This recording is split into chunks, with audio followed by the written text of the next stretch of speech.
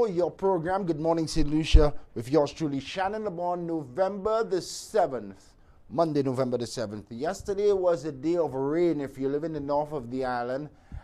Down south was generally dry and untouched, but from Bexar all the way through to Cap Estate, rain, and more rain. Preliminary investigations suggest millions in damages. Affected roadways, bridges were affected as well, private property, commercial property, and other forms of government infrastructure also taking the beating from that trough system, which surprisingly just took a turn and headed our way. But if you've been following Good Morning St. Lucia, about 7 days ago, and I will share it in its entirety later, we did advise you here on the platform and on our Facebook page as well. You can go back there. It's still available, the link, that we were expecting, and the quote that we shared was life-threatening floods. We said that to you about 7 days ago right here, because we were monitoring a large and long area of concern for Metro officials throughout the region. It came as a surprise for many. The video footage, the videos have gone viral now, and it's the morning after. So let us know what's it like in your community this morning. A number of crews, and down as much as you can, let's just share footage from yesterday as we engage, and we put the WhatsApp line up as well throughout this segment as we engage our viewers. We want to keep you in the know. We'll have an update from the Director of Met Services, Mr. Andre Joyer, just about 8:15 this morning. Yesterday also highlighted our poor garbage disposal practices, especially in the city of Castries. We'll talk about that. But destruction throughout the northern portion of St. Lucia. A lot of vehicles flooded out, a lot of vehicles damaged as well. Some major roadways and bridges impacted as well. The latest news from the Ministry of Infrastructure, they continue to do their technical assessment. The Senior Minister, Stevenson King, who has responsibility for infrastructure, he has been recalled by Prime Minister Honorable Philip J. Pierre. Mr. King was en route overseas. The Prime Minister has had reason following the initial assessment to recall Stevenson King, who should be headed back home as we speak. The teams from the Ministry of Infrastructure, the ministry which Mr. King heads, they have been dispatched to clear roads and waterways, which will allow persons who have been stranded to get out of their homes. These crews were out pretty early from yesterday. It is also advised that people should continue to stay off the roads today if you don't have reason to do so. Still quite some debris in and around various communities. In the city of Castries, there is a massive cleanup.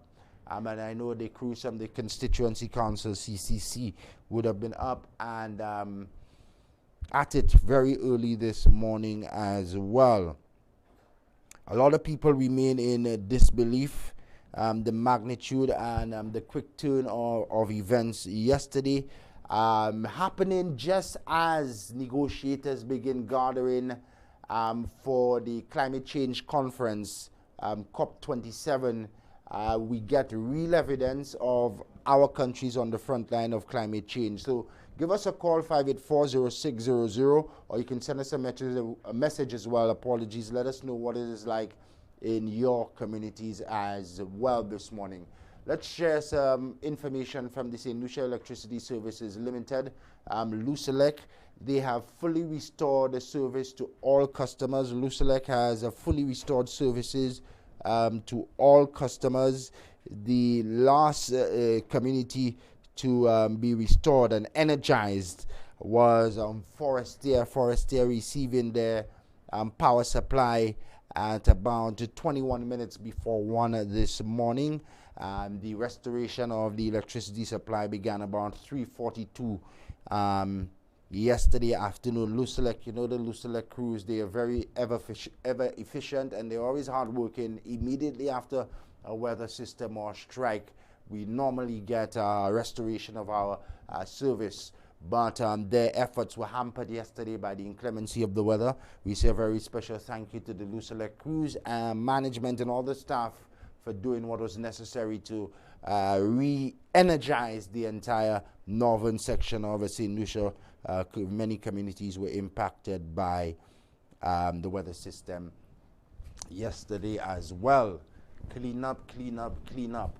Our assessment initially millions in damages. We'll get the official word from hopefully the office of the Prime Minister and NEMO. We'll also try to reach Maria Maida Katie in just a bit, but the Director of Met Services, Mr. Andre Joye, says he will come on about 8:15 this morning. Dan, let's shift over to Dame Paulette and focus on the education sector for a bit now.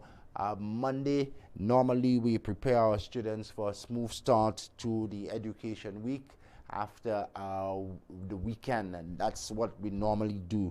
But for two institutions, that's not the case. We now see footage from inside.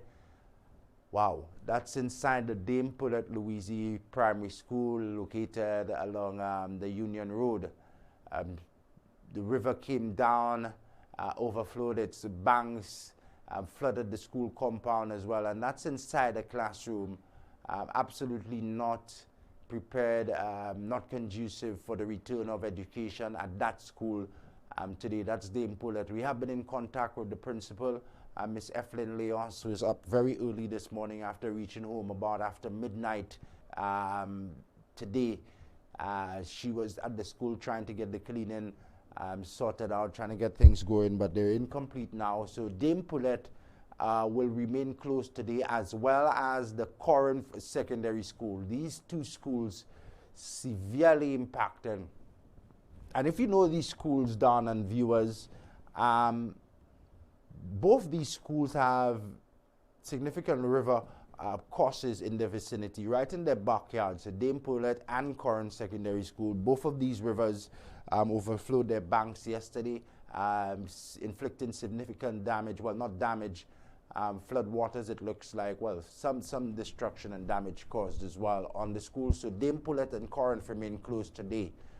Thanks, Dan, for the footage. Let's put up the notice from the Ministry of Education as quickly as we have it. Thank you so much, ever efficient Dan and Master Controls this morning. So it was issued yesterday, very early from the Ministry of Education, we have to say, and we applaud them for that.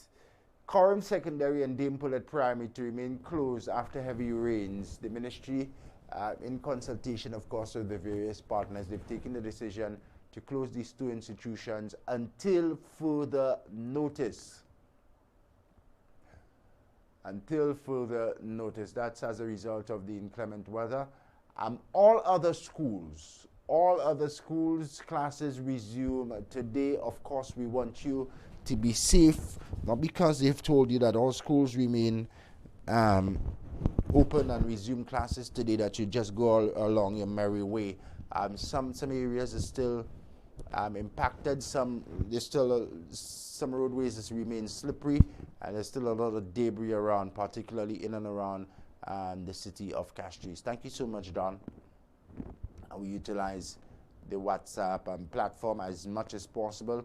5840600, 5840600. You can use that line for now as our landline, a bit occupied with a lot of authorities and agents passing on information that we will relate to you here on the program. We go up until 9. This morning we are focusing on the impact of the weather in the main, and later from about 7:40 this morning we shift focus a bit to deal with what many call the nasty problem of child sexual abuse and rape of youngsters here on the island. Stay with us. It's going to be an intriguing discussion. But we now have the acting director of the National Emergency Management Organization on the line. Miss Maria Maida, thank you for coming on. Good morning. Thanks for waking up early. Miss Maida is with us. Good morning. Hi, good morning, Shannon. How are you? Not too bad. We're trying to keep warm on our ends. I know it's been a long night for you and a long Sunday. What's the reports that you've gotten from your end at NEMO? So far, we have a lot of flooding, reports of flooding, not just in the Corinth area or the Astor Canal area, but Bourges, Babonneau, Bexton areas. We've had a few landslides in Trois-Pitons, Geno, the Bardney, and so on. Okay, and I assume there's been significant consultation between yourself and the other partner agencies to get things back to normal. We are having that conversation, and this morning the teams are going out. Some of them are already out, going through the communities to conduct the assessments, the damage assessments. Excellent. How can people contact and report faults and problems in their communities? Okay, they can through their district disaster committees. We have posted the numbers, but we will repost them again on Facebook, those who have access. I can also make that available to you, Shannon. Sure. There is also, they can call into NEMO 452-3802, 468-2126. Our Facebook page is also available if they need to make any reports or if people have any queries or questions. Mm-hmm. Excellent. Thanks for that. And we'll continue to share the numbers here on the platform. Yesterday, quickly before we let you go, it highlighted our garbage disposal problem, especially in and around the city. What's your message to our people? We really must begin to do a better job with disposal of our waste, sir? Yes, we need to, and I know Solid Waste has been doing quite a bit of campaign on that. We put our garbage out and we don't know what can happen. And yesterday was a classic example when you looked at the flooding, a lot of garbage. And this thing would also clog up the drains, prevent them from flowing properly, the water from flowing properly. So we need to understand those things and ensure that we dispose of our garbage properly. Still some time to go before the Atlantic hurricane season wraps up. What say you to St. Lucians at this time? Yesterday's event showed that, again, that, what we've been trying to say, you need to prepare. Such a situation, unfortunate, it was unfortunate yesterday because we had the rains in such a short space of time. We need to prepare. We need to ensure that our plans are in place. Our plans for evacuation. Where do we go if we are flooded or we need to evacuate our homes? Seek shelter with our families, a friend or a neighbor. Monitor your situation around your homes. Ensure that we clear the drains. A lot of the drains, if you notice, a lot of them were clogged. They ran into roads, affected other people's properties. Excellent, Ms. Mida. Again, we will keep in contact with you, and I know you will keep in contact with us so that we can relay the information. Okay. Maria Mida, the Acting Director of the National Emergency Management Organization, NEMO, will have the latest update from the Met Services. The Director, Mr. Andrew Israel, will join us about 8:15 this morning. We're making some changes. We have a schedule, but as with this national interest, the immediate aftermath of this Trough system, we must relay the information to you here on our program, your program, Good Morning St. Lucia, Vibes at Sunrise. We've told you about the electricity, we've told you about the education sector. All schools, with the exception of Dame Poulet, Louise Primary, and the Corinth Secondary, all other schools will resume classes today. But again, be cautious when making your way with your students to and from those various institutions. What's the case with the water sector?